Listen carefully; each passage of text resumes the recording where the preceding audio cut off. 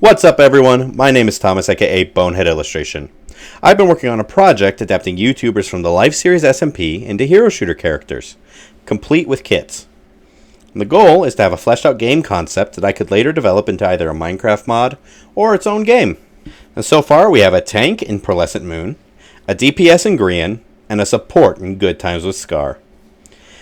Now, as you can see from our updated character selection screen, we're adding 3 tanks to our roster today: Zombie Cleo, Tango Tech, and B00-100. But first, a few patch notes.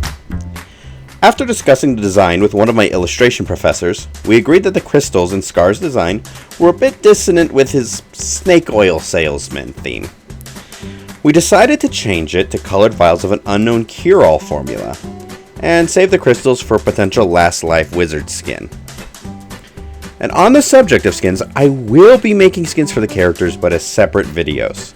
So go ahead and post down in the comments what skins you would like to see on these character concepts, and if we get this video to 100 views, I will make a video drawing a skin for each of the 3 tanks in this video, but using your suggestions in the comments.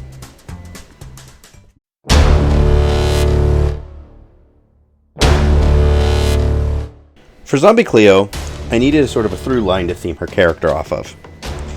I considered basing it off of like wrestling because of her skin, but I wasn't sold. I wanted a secondary concept. So I started watching through her videos, and the big thing I noticed is that Cleo's lit a lot of the Life series on fire. More than Scar, if you can believe it. Their tool of choice was generally a lava bucket, so zombie, wrestler, on fire, powered by lava. Yeah, I can work with that.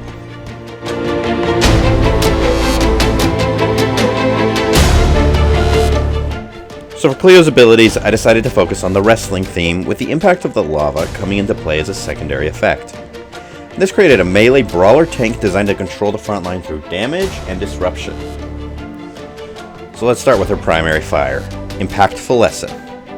It's a punch, and that's it really. It's nothing super crazy. And Cleo's secondary fire is Lava Lob. It's an arcing lava projectile that deals damage in an AoE. And Cleo's first ability, I'll Break Your Legs, she dashes forward, grappling an enemy if she contacts one, at which point she'll jump up and pile driver them into the ground. Now before I go into Cleo's second ability, we need to talk about her passive, the Power of Spite. By the Power of Spite, Cleo heals over time, in and out of combat. The lower her health is, stronger the heal. And with her second ability, Lava Core, Cleo will ignite her fists, which disables her passive healing, but applies a burn DOT to enemies hit by her primary fire. I imagine this will run on a resource meter. Finally, Cleo's ultimate is Total Ignition. Cleo will overload herself with lava, amplifying her healing passive and applying her burn DOT on attacks, abilities, and in an area around herself.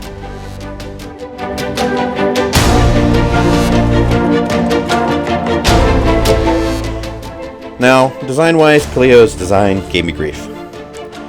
For one, her skin has so many colors and details that it affects coherence and readability, which is something really important in a chaotic game like a hero shooter. And for 2, I wanted to go for a larger build. Given that I was going for like a heavyweight female wrestler type, she really needed to read tank, and the only other characters that were female tanks in other games didn't look like tanks, used armor, or were like all muscle. And wrestlers aren't really built that way. On top of that, I want to see more body type representation in video games particularly. Video games are often based on the idea of a power fantasy, so I want to present a larger female body type as both beautiful and powerful, breaking the stereotypical body type found in most video games. You know what, I think I pulled it off. She looks like she could actually grapple you and just slam you into the ground.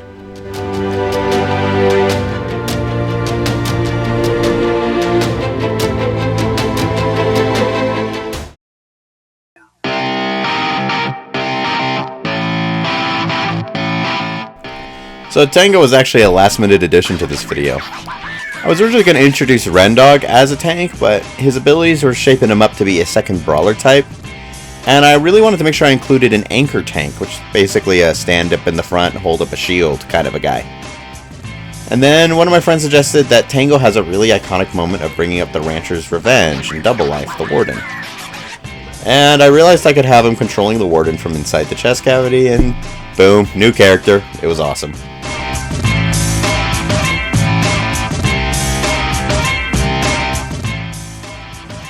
So, Tango is an anchor tank. He specializes in shielding teammates from damage and fighting on the front lines. When without his Warden, Tango will be a speedy little imp character with low health, but who's really hard to lock down. But once he's with his Warden, Tango will be a bulwark, holding the front line and taking damage. So let's start with Tango's two forms, Tiny Tango and the Rancher's Revenge.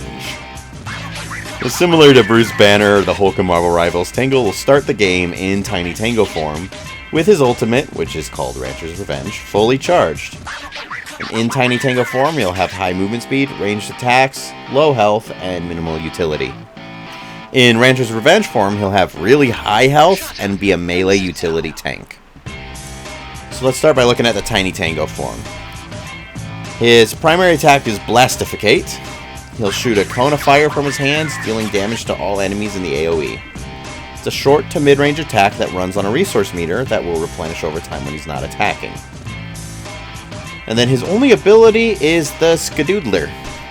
He'll throw it on the ground and it'll explode, knocking himself and nearby enemies up and back and dealing a little bit of damage. And in Tiny Tango form, Tango also have two passives. The first is Extra Flee. He can run on walls and gets a little speed boost when he does. It's pretty simple. The second, the fun one, is Lightweight.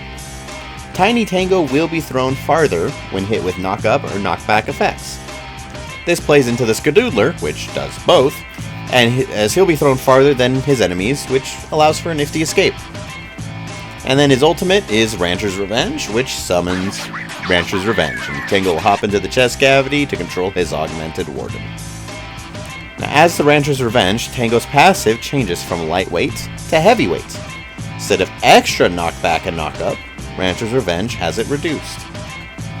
His primary fire is Rancher Smash. It's a 3-hit melee combo that knocks enemies into the air on the 3rd hit. And his secondary fire is Sonic Shield. It's a shield that can be held up for as long as it has health, and it'll regain health over time when not in use. If fully broken, it does go on a cooldown. The first ability Rancher's Revenge has is Sonic Blast. It's a sound projectile that slows and damages the first enemy hit.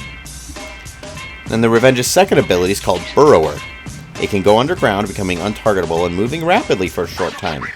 It can be cancelled early and can be used to climb walls. I imagine probably a resource meter kind of a thing. And finally, the ultimate as Rancher's Revenge is the Sonic Boom! The Warden will plant itself in place, unable to move, but able to aim, as it charges and fires a massive sonic laser. Enemies caught in the laser are heavily damaged and also pushed away from Rancher's Revenge.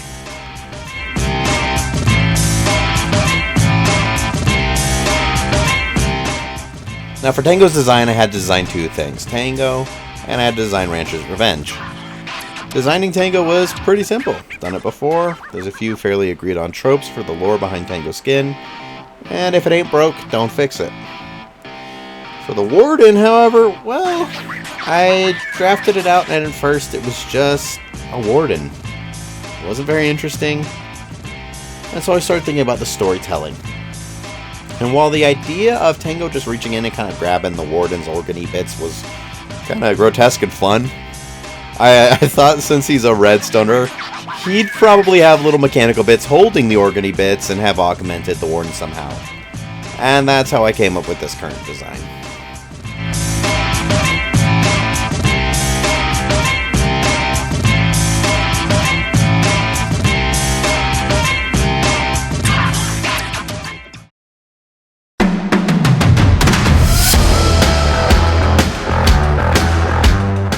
Now last but not least, we got BOO coming in as our dive tank. Dive tank meaning he's meant to jump on the back line and just cause problems. So for him, I wanted to build him as a master of time because it's B-dubs. And so this was all about just capturing the vibes of B-dubs and his wonderful Life Series skin. Here we go.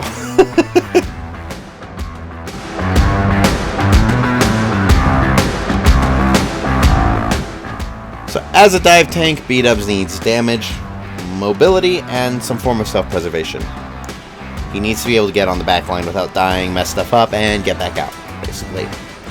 And I had fun with this because I'm a Captain America main on Marvel Rivals, and I do very much enjoy the mobile dive tanks. So, just needed to capture that energy. So let's get started with his passive, Master of Time. When B-dubs hits an enemy with an attack or ability, he'll apply a stacking slow. At max stacks, the enemy will be stunned for just a short time. Now, B-dubs' primary fire is Pocket Watch Out! Name subject to change. I'm not too happy with that one, but it is what it is. But it's a melee AoE attack. It'll allow B-dubs to hit multiple targets with his Pocket Watch at once. I kind of imagine this would actually work similarly to Mr. Fantastic's primary Marvel Rivals, where you have to actually turn the character to hit multiple people, but it'll be at a much shorter range than Mr. Salt and Pepper over here. And B-dubs' alt fire will be the B-dubs Boomerang. He'll throw his Pocket Watch out in a straight line, stopping on the first enemy hit or at max range, and then it'll return to B-dubs, dealing damage to enemies on the throw and the return. His first ability is Gotta Shreep. It'll let B-dubs heal up by pulling out of bed and dropping to sleep. Can't move during this time, and any extra healing will be turned into bonus health. His second ability, Time Stop, is actually a core mechanic of his kit, and what inspired the whole theme around this was I had this idea. During this, B-dubs will stop taking any damage for a short time and gains a level of damage resistance. But during that time, the game keeps track of any damage he does take, and it's kind of stored up. And then he'll take probably a percentage of that damage once the ability's timer runs out. Now, this is his survivability ability, which say that 5 times fast. And the idea is that he'll activate it once he jumps on the back line, and it'll be just long enough for him to get back out before it pops and he takes a bunch of damage all at once.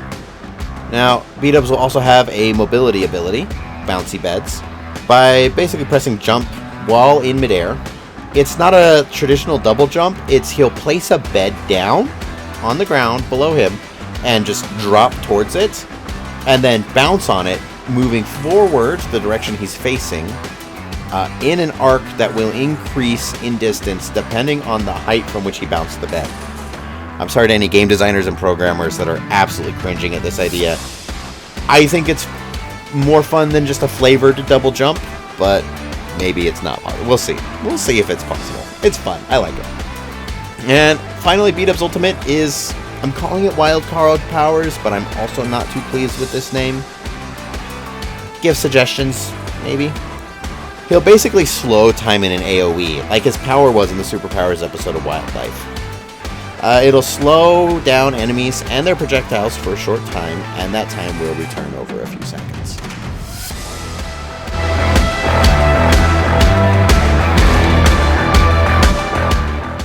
So, B-dubs' design was kind of surprisingly tricky. I'm a big fan of his Life Series skin, actually. I think it looks hilarious. But most of my art friends that I talked to that weren't familiar with him agreed that it kind of made him look like a pirate, which kind of created dissonance with some of his time themes. On top of that, I wanted to make him short to support the canonical memes of B-dubs being short. But he still needed to read as a tank.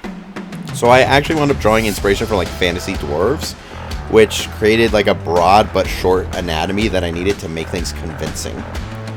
I also decided to go for a steampunk visual theme, which really worked with his time concept. And so from there it was just pose and playing with the pocket watch design, which took a couple passes.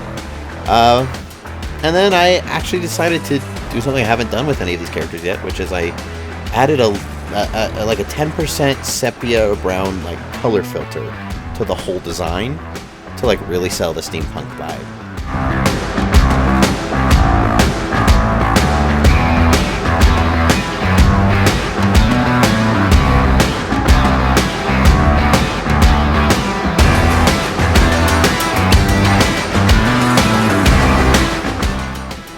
So there we have it. We have 3 tanks: Cleo, Tango, and B-dubs. So my next video is actually going to focus on 3 DPS characters. So if you enjoyed this, hit it, give it a like, and if you want to see more of this project, a subscribe is always appreciated. Now, till next time, I've been Bonehead Illustration, and I got a shriek.